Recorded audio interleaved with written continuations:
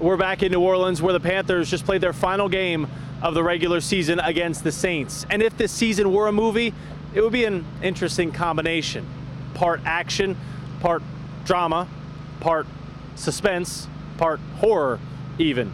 And it would be interesting for a pair of UNC football players for whom film is as much a passion as sports to analyze. The first film review that Zach Goins wrote was as a 6-year-old. A glowing critique of Star Wars: Attack of the Clones, perhaps the worst installment of the franchise. My taste has developed. Jake Lawler was raised by a cinephile father, but didn't get serious about the craft of filmmaking until a seminal cinematic experience. What changed how I kind of watched movies was in 2015 when Mad Max Fury Road came out. And I remember I was sitting in the theater, I was with my dad, and I was blown away by the cinematography of it, just how it looked, the story, the narrative arc. For the past several seasons, Goins, a senior, and Lawler, a sophomore, have served as the resident movie experts for the UNC Tar Heel football team. It really is a whirlwind of emotions. The two are always the first that are asked about whether to see a new movie.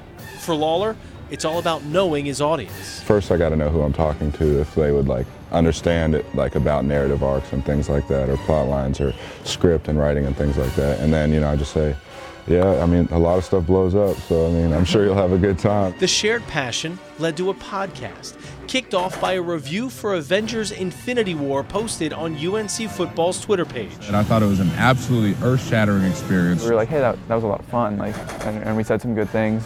So I had just gotten out of an audio journalism class. I had my microphone and everything. So I was like, hey, we can keep doing it. That led to a 10-episode season of Inside the Film Room, taped over the summer, providing a much-needed respite from the grind of the football season. To be able to go and kind of relax and take a break and, look back and do something else that you want to do, I thought was extremely valuable for me. I think it was valuable for Zach too. And it allowed the two college athletes a chance to show off a different side of themselves. There is that stereotype, there is that stigma that's associated with being an athlete where you have to be one-dimensional, but I've tried my best to kind of, embrace it, like you said, to be a multifaceted person, to be a multifaceted athlete, and I do it in my writing.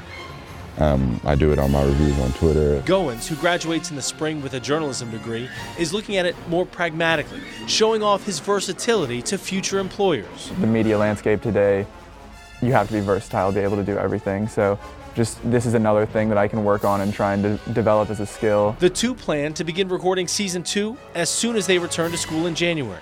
Goins said it didn't matter if one person listens. This has been a valuable learning experience. For me, it's something I enjoy, and it's good practice for me to develop as a journalist. But it's always been about the movies. And sometimes you find a special film. What was a movie that we saw that was unbelievable?